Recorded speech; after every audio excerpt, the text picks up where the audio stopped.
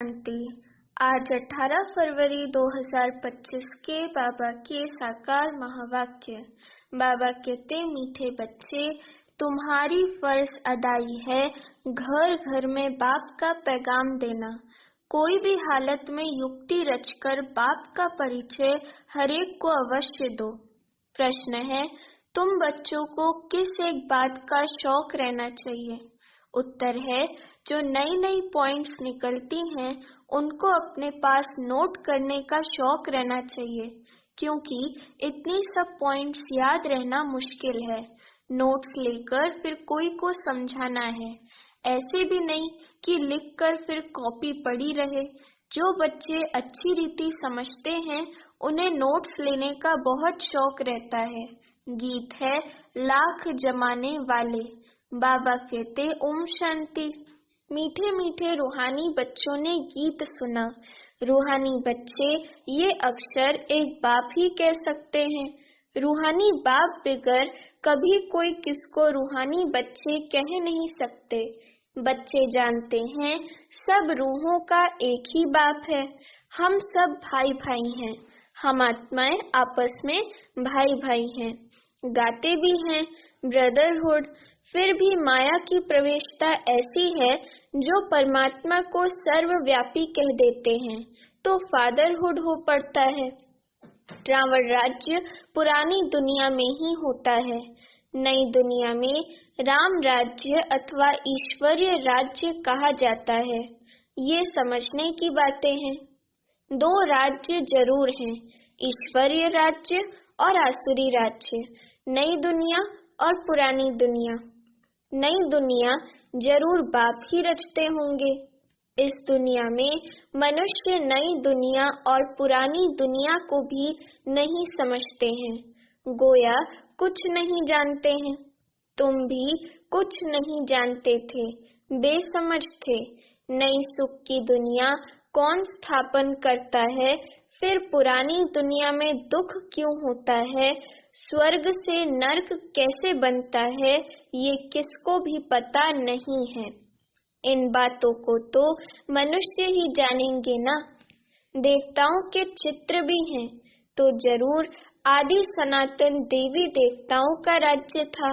इस समय नहीं है। ये है प्रजा का प्रजा पर राज्य। बाप भारत में ही आते हैं। मनुष्यों को ये पता नहीं है कि शिव बाबा भारत में आकर क्या करते हैं। अपने धर्म को ही भूल गए हैं। तुमको अब परिचय देना है त्रिमूर्ति और शिव बाप का। ब्रह्मा देवता, विष्णु देवता, शंकर देवता कहा जाता है। फिर कहते हैं शिव परमात्माए नमः। तो तुम बच्चों को त्रिमूर्ति शिव का ही परिचय देना है। ऐसी ऐसी सर्विस करनी है। कोई भी हालत में बाप का परिचय सबको मिले तो बाप से वर्षा ले लेवे। तुम जानते हो हम अभी वर्षा ले रहे हैं और बहुतों को भी वर्षा लेना है। हमारे ऊपर फर्ज अदाई है घर घर में बाप का पैगाम देने की। वास्तव में मैसेंजर एक बाप ही है। बाप अपना परिचय तुमको देते हैं, तुमको फिर औरों को बाप का परिचय देना है, बाप की नॉलेज देनी है। मुख्य है त्रिमूर्ति शिव। इनका ही कोट ऑफ आर्म्स भी बनाया है। गवर्नमेंट इनका यथार्थ अर्थ नहीं समझती है। उसमें एक चक्र भी दिया है, चरखे मिसल, और उसमें फिर लिखा है सत्यमेव जयते। इनका अर्थ तो निकलता नहीं। ये तो संस्कृत अक्षर है। अब बाप तो है ही ट्रुथ। वे जो समझाते हैं उससे तुम्हारी विजय होती है सारे विश्व पर। बाप कहते हैं मैं सच कहता हूँ, तुम इस पढ़ाई से सच सच नारायण बन सकते हो। वो लोग क्या क्या अर्थ निकालते हैं वे भी उनसे पूछना चाहिए। बाबा तो अनेक प्रकार से समझाते हैं। जहाँ जहाँ मेला लगता है वहाँ नदियों पर भी जाकर समझाओ। पतित पावन गंगा तो हो नहीं सकती। नदियाँ सागर से निकलती हैं। वह है पानी का सागर। उनसे पानी की नदियाँ निकलती हैं। ज्ञान सागर से ज्ञान की नदियाँ निकलेगी। तुम माताओं में अब ज्ञान है। गौमुख पर जाते हैं, उनके मुख से पानी निकलता है, समझते हैं ये गंगा का जल है। इतने पढ़े लिखे मनुष्य समझते नहीं कि यहाँ गंगा जल कहाँ से निकलेगा। शास्त्रों में है कि बाण मारा और गंगा निकल आई। अब ये तो है ज्ञान की बातें, ऐसे नहीं कि अर्जुन ने बाण मारा और गंगा निकल आई। कितना दूर दूर तीर्थों पर जाते हैं, कहते हैं शंकर की जटाओं से गंगा निकली, जिसमें स्नान करने से मनुष्य से परी बन जाते हैं, मनुष्य से देवता बन जाते। ये भी परी मिसल है ना। अब तुम बच्चों को बाप का ही परिचय देना है, इसलिए बाबा ने ये चित्र बनवाए हैं। त्रिमूर्ति शिव के चित्र में सारी नॉलेज है। सिर्फ उन्हों के त्रिमूर्ति के चित्र में नॉलेज देने वाले शिव का चित्र नहीं है, नॉलेज लेने वाले का चित्र है। अभी तुम त्रिमूर्ति शिव के चित्र पर समझाते हो, ऊपर है नॉलेज देने वाला। ब्रह्मा को उनसे नॉलेज मिलती है जो फिर फैलाते हैं, ब्रह्मा को शिव बाबा से नॉलेज मिलती है जो फिर औरों को देते हैं। इसको कहा जाता है ईश्वर के धर्म के स्थापना की मशीनरी। ये देवी देवता धर्म बहुत सुख देने वाला है।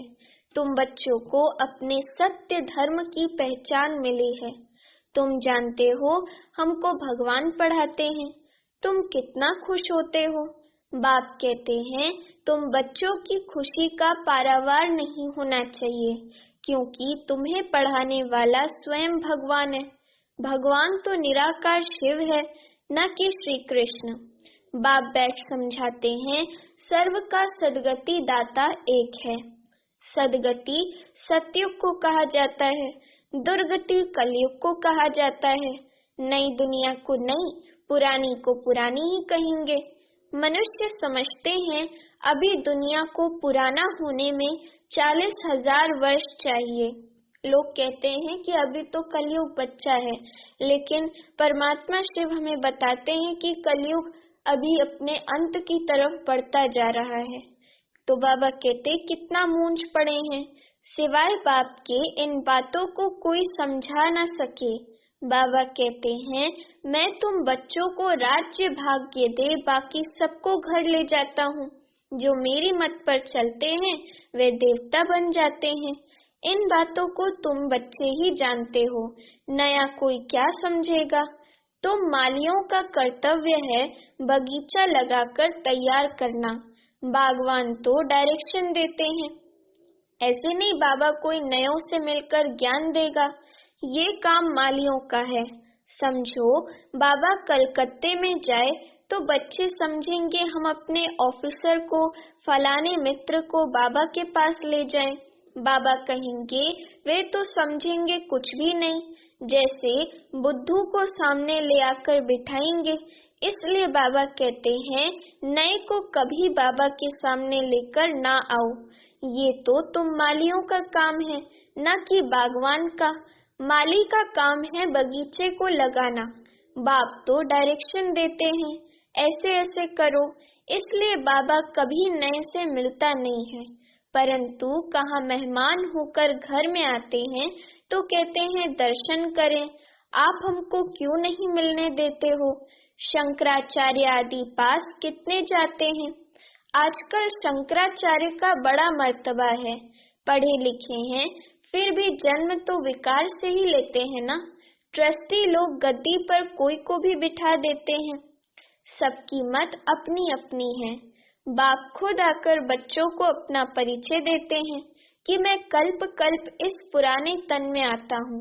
ये भी अपने जन्मों को नहीं जानते हैं, ब्रह्मा भी अपने जन्मों को नहीं जानते हैं। शास्त्रों में तो कल्प की आयु ही लाखों वर्ष लगा दी है। मनुष्य तो इतने जन्म ले नहीं सकते, फिर जानवर आदि की भी योनियां मिलाकर 84 लाख बना दी हैं। मनुष्य तो जो सुनते हैं सब सत्य सत्य करते रहते हैं। शास्त्रों में तो सब है भक्ति मार्ग की बातें।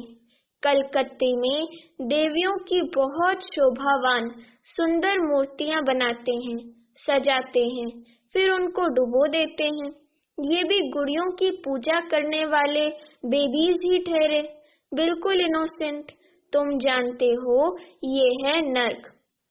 स्वर्ग में तो अथाह सुख थे। अभी भी कोई मरता है तो कहते हैं फलाना स्वर्ग पधारा, तो जरूर कोई समय स्वर्ग था, अब नहीं है। नर्क के बाद फिर जरूर स्वर्ग आएगा। इन बातों को भी तुम जानते हो, मनुष्य तो रिंचक भी नहीं जानते। तो नया कोई बाबा के सामने बैठ क्या करेंगे? इसलिए माली चाहिए जो पूरी परवरिश करे। यहाँ तो माली भी ढेर के ढेर चाहिए। मेडिकल कॉलेज में कोई नया जाकर बैठे तो समझेगा कुछ भी नहीं, ये नॉलेज भी है नहीं। बाप कहते हैं मैं आया हूँ सबको पावन बनाने, मुझे याद करो तो पावन बन जाएंगे। इस समय सब हैं तमो प्रधान आत्माएं, तब तो कह देते आत्मा सो परमात्मा, सब में परमात्मा है। तो बाप थोड़ी बैठ ऐसों से माथा मारेगा। ये तो मालियों का काम है कांटों को फूल बनाना। तुम जानते हो भक्ति है रात, ज्ञान है दिन। गाया भी जाता है ब्रह्मा का दिन, ब्रह्मा की रात। प्रजापिता ब्रह्मा के तो जरूर बच्चे भी होंगे ना। कोई को इतना भी अकल नहीं जो पूछे कि इतने ब्रह्मा कुमार कुमारियां हैं, इनका ब्रह्मा कौन है? अरे प्रजापिता ब्रह्मा तो मशहूर है, उन द्वारा ही ब्राह्मण धर्म स्थापन होता है। कहते भी हैं ब्रह्मा देवताय नमः। बाप तुम बच्चों को ब्राह्मण बनाए फिर देवता बनाते हैं। जो नई नई पॉइंट्स निकलती हैं उनको अपने पास नोट करने का शौक बच्चों में रहना चाहिए। जो बच्चे अच्छी रीति समझते हैं उन्हें नोट्स लेने का बहुत शौक रहता है। नोट्स लेना अच्छा है क्योंकि इतनी सब पॉइंट्स याद रहना मुश्किल है। नोट्स लेकर फिर कोई को समझाना है, ऐसे नहीं कि लिखकर फिर कॉपी पड़ी रहे। नई नई पॉइंट्स मिलती रहती हैं तो पुरानी पॉइंट्स की कॉपियां पड़ी रहती है। स्कूल में भी पढ़ते जाएंगे, पहले दर्जे वाली किताब पड़ी रहती है। जब तुम समझाते हो तो पिछाड़ी में ये समझाओ कि मन मना भव, बाप को और सृष्टि चक्र को याद करो। मुख्य बात है मामेकम याद करो। इसको ही योग अग्नि कहा जाता है। भगवान है ज्ञान का सागर, मनुष्य है शास्त्रों का सागर। बाप कोई शास्त्र नहीं सुनाते हैं, वे भी शास्त्र सुनाए तो बाकी भगवान और मनुष्य में फर्क क्या रहा? बाप कहते हैं इन भक्ति मार्ग के शास्त्रों का सार मैं तुमको समझाता हूँ। वे मुरली बजाने वाले सर्प को पकड़ते हैं तो उसके दांत निकाल देते हैं। बाप भी विष पिलाना तुमसे छुड़ा देते हैं। इसी विष से ही मनुष्य पतित बने हैं। बाप कहते हैं इनको छोड़ो, फिर भी छोड़ते नहीं हैं। बाप गोरा बनाते हैं अर्थात पावन बनाते हैं, फिर भी गिरकर काला मुंह कर देते हैं। बाप आए हैं तुम बच्चों को ज्ञान चिता पर बिठाने। ज्ञान चिता पर बैठने से तुम विश्व के मालिक जगत जीत बन जाते हो। अच्छा मीठे मीठे सिखिलदे बच्चों प्रति माता पिता बाप दादा का याद प्यार और गुड मॉर्निंग। रूहानी बाप की रूहानी बच्चों को नमस्ते। अभी हम रूहानी बच्चों की रूहानी माता पिता बाप दादा को याद प्यार गुड मॉर्निंग और नमस्ते। धारणा के लिए मुख्य सार। पहली पॉइंट, सदा खुशी रहे कि हम सत्य धर्म की स्थापना के निमित्त हैं। स्वयं भगवान हमें पढ़ाते हैं। हमारा देवी देवता धर्म बहुत सुख देने वाला है। दूसरी पॉइंट, माली बन कांटों को फूल बनाने की सेवा करनी है। पूरी परवरिश कर फिर बाप के सामने लाना है, मेहनत करनी है। वरदान, पुरानी देह और दुनिया को भूलने वाले बाप दादा के दिल तख्त नशीन भव। वरदान का स्पष्टीकरण, संगम युगी श्रेष्ठ आत्माओं का स्थान है ही बाप दादा का दिल तख्त।